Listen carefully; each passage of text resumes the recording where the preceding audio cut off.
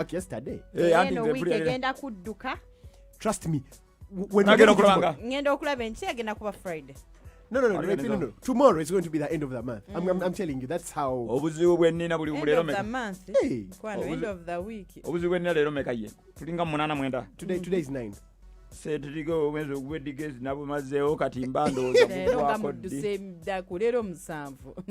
Today 7. Actually, today is 7. One thing I know with Ditacha, whenever his salary gets done, you know what he does? He goes to Buziga. And yo. News preview. Impreza Maule, Morning Saga. Yesu muto nkutebukedde. Akoze obusolo ku police n'omuwala gwakwese okumala emyaka 7. Adali n'omuwala wa myaka 27 yamukweko kuvanga myaka 2. Mbutayagala abantu bamulaba olwokuba Yesu omukulu ye yakimugamba. Ono ye Yesu muto anenga amanya gwe musajja mudawa omuyita ogola. Ogola ono yeyita Yesu muto. Yagamba nti pikini ono alina omukweko okumala emyaka 7 nga teri muntu amulaba yadde bazadde be. Yesu omukulu ye yakimugamba. Ali muguru. Yesu omukulu yali muguru. Lyeteka lye yawa abasajja bonna. Yali nzigiro no Yesu muto yekanduza ngeri gyali nti mutowe. Eba munde. Ba Luganda. Ebibadde mu lugendo lwa Ssaabasajja Kabaka olw'e Germany byonna biri mu bukedde bannyanike. Ssaabasumba Yona Lwanga ebintu 5 bye yayogedde nga tannafa. Ennaku zo z'oluvannyuma n'ebigambe bye yalese akalatidde abantu mu Uganda wano. Byonna biri mu bukedde. Bitiisa. Munadini alimuna engeri gye bazinzeeko president wa Guinea wuna atunula binsobedde ng'embuzi etende enkuba. Atunuza taboya. Atunuza mukerere kumwenya. Osegera. Alinandi yaddeko ng'omubi omweru. Say that in English. Atunuza byampuna nga nyirimu okubba enva. He's looking like Mpuns, like the owner of the house stealing sauce. He's looking like a snake sliding in grass. Gliding. Ababaka. Abasodox batendeza omwana ababaka mulimu ne Fyedro Sekikubo. Musodox naye yagwa mu dini ya Yona Lwanga. Agamu ku mawulire amalala agali mu bukedde gotasaanye kusubwa. Kandi kuweririra wane eggulire ogenda ditenda. Minister alaze government wetaaga okulayamba ab'ebibanja ekyo twakimanya kuva dda naye nga kyolina okumanya kiki nekisembayo. Amaziga mu famire ezaba batikiddwa mu kizimbe mu Kisenyi. Abafudde babano wano mu bukedde n'abalumiziddwa. N'engeri poliisi gye yakunyiza Ssegirinya ne Ssewanya ku by'okwenyigira mu bijambiye Masaka. Byonna biri mu bukedde. Kunamwasa we yekko omubwati. Mura New Vision konkumi biri zokaba kugamba nti why army arrested 4 sheikhs waliwo bamaseka bananga bakugamba nti suspects part of a sleeper cell. Ne bakugamba waneno nti Sheikh mulimu Sheikh Hamidu Kawesi, Yemen National Sayyid Abdul, Sheikh Abdul Bosa Chobe, suspect suicide Bomba Katumba.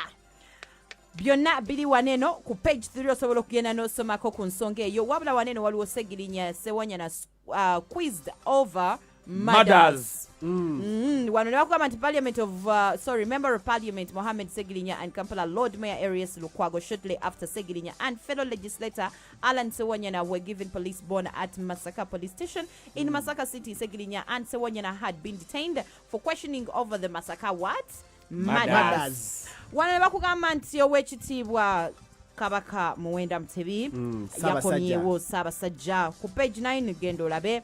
Wana ne bakugamba obulamu nebbanga oba the life and times of Archbishop Yona Lwanga. Byonna biri wano ne bakugamba waneno nti Nakalema intervenes in family land law. Waneno bakulaze family y'abasheke abamu abakwatibwa bihajati ne family zaabwe ebibbebi ebyana byonna biri wano pikini mama dem biwala byabwe like the kids. So wano bakugamba nti court directs EC to produce Uhuru results documents. Byonna biri muneno. Wabula ne bajukiza nti ne COVID-19 vaccination for the teachers still ongoing. KCCA. All right. Daily Monitor. Okutta Daily Monitor wa 10 meka? It's only 2,000 shillings. And the main headline says, Noop MPs accused of killing 3 in Masaka. What is we don't know what is going on. Biri mu koti baba wadde bond katulinde. Murder charge. The police have preferred charges of murder and attempted murder against 2 opposition members of parliament, Muhammad Segirinya and Alan Sewanyana omusajja wa bwino, after a 6-hour grilling behind reinforced cordon. Arabisa Segirinya nga akutte ekijambiya. But during that time Segirinya has been in Amsterdam. Then on page 3 they are showing us Archbishop Luanga, a voice of reason, lives a tall legacy. Archbishop of Nairobi to organize Luanga burial. Then today today in history, today is the day, on this day, September 7th, 1996, rapper Tupac Shakur was shot dead. Then also, on this day still, September 7th, 1966, the government warns Buganda on tax delays. You remember that? You remember that graduated tax? Opposition government using Masaka killings to settle political scores. That's what the opposition is saying. Police, MPs killed 3 Masaka residents. 697 travelers test positive for COVID-19.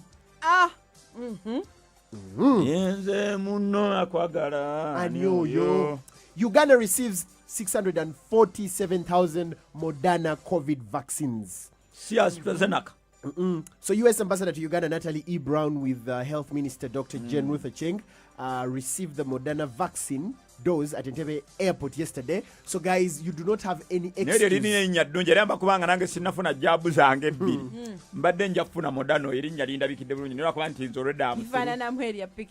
I'm through with my jabs. Marky Jefferson. Moderna. Anyway, collapsed building had no approved plan. Now, this is our discussion for this hour.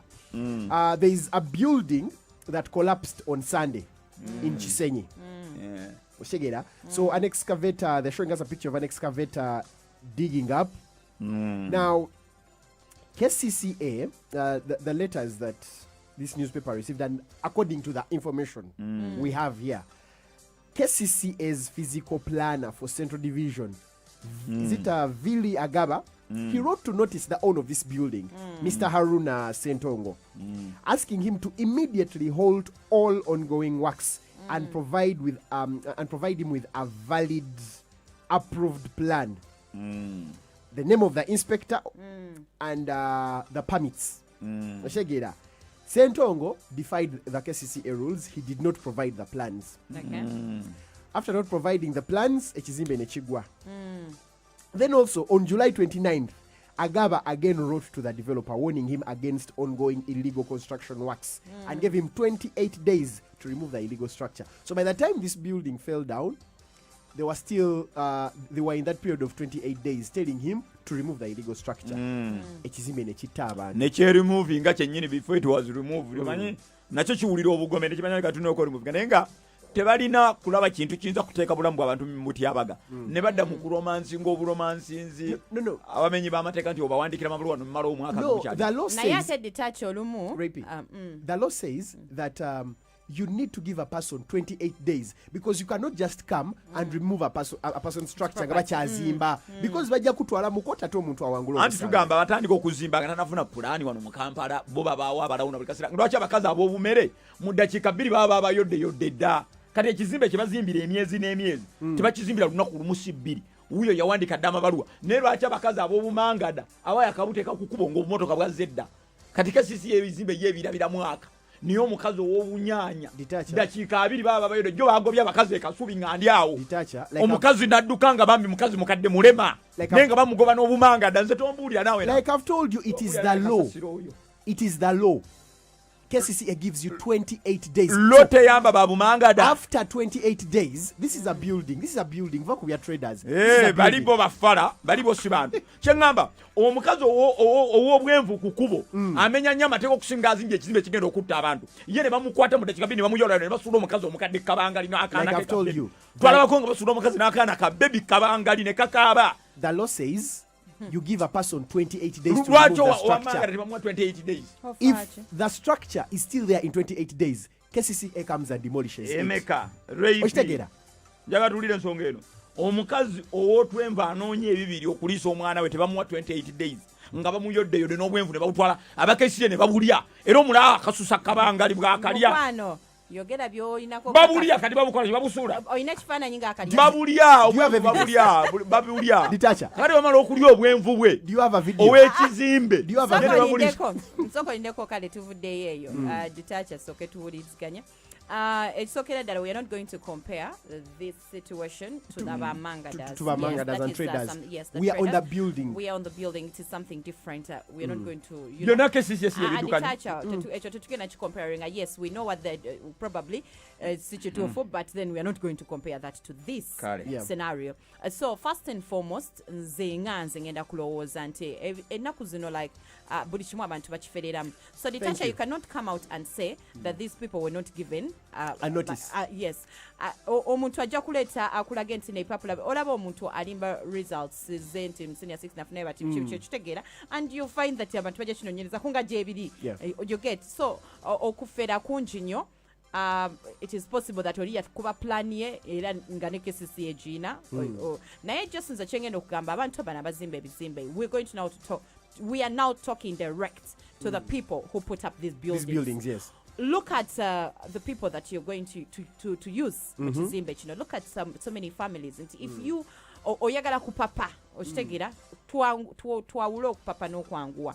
So when mukupapako ogenda ku losing obulamu bw'abantu bangi nnyo. So tuleke okubeera nti no we are looking at just money and let's consider people's lives because at the end of the day amateeka gagenda kuvunana yes but abantu bafiiriddwa families zaabwe. It's like when the president came out and said he's going to compensate for the people that lost lives in Masaka. Yes, he's going to compensate but it's not going to bring back the lives of the people that have been lost. So all in all as amateeka gagenda kuvunana omuntu naffe ng'abantu kitukakateko before you do something sooka olumirirwe bera mu mutima gwo have God and have mercy. Rapey.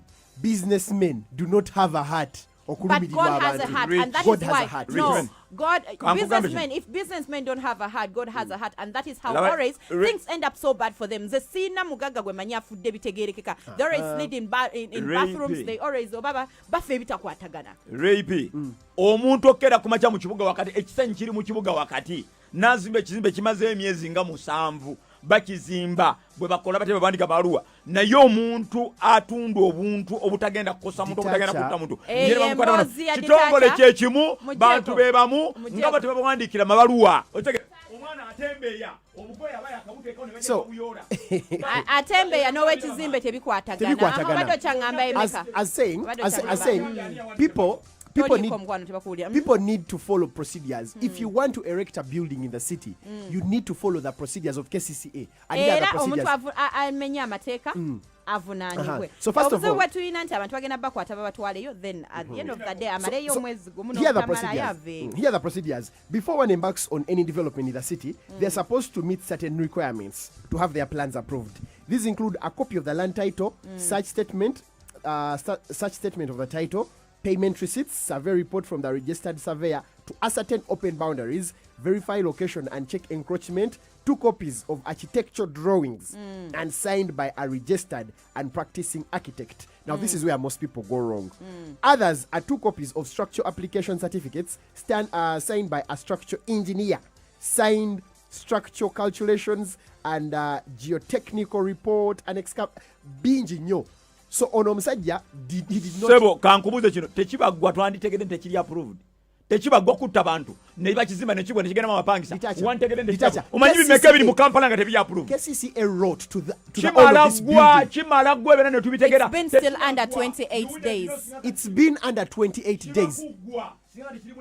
Ebigude beboogera kino kyali wano nga kigenda kuggwa kyamala kubanga kiri ekyekampe kyamala kuggwa ekyemukiwempe naleka bagamba simanyi kino inginiya y'omu simanyi yakola kati ekyo tekyaggwa tekiri mbapangisa mwe temumanyi bimala kutta naleka babuulira ebyo singa kyawedde singa kati abapangisa bali omwo mulimu ne lodges people sleeping. Ditacha, KCCA wrote to this gentleman n'agaana owuliriza. tubitegedde just after kyakola No. ate obadde oyagala babiteeke mawulire nga bikukwatirako wa kuva ku kyokwatako Eh. linda ekirala kigwe ojja kulaba nga tekirina kyaproved kati no waliwo n'ebimazeyo emyaka 10 nga buli anti ekyo tugambye nti ebipapula babifera ye oli ajja kulaga nti bo no, banaabafeera alina paka ddi bo balina mitwe wetameroni egitasobola tegera gwe lwaki oli bwotyo nze nkola mu KCCA. nedda sooka olindeko lwaki oli lwaki mwavu omukazi ow'ebinyeebunyeebwa lwaki oli mwavu anti kyenkugamba Eh. obwavu obwange tebukwatagana bakesisi obutamanya bo kubafeera kuva ku mwaka paka ku mwaka Anti bo omanyi bayingirya There is no better way to start up your morning than waking up to the morning saga. You hold the key to opening schools.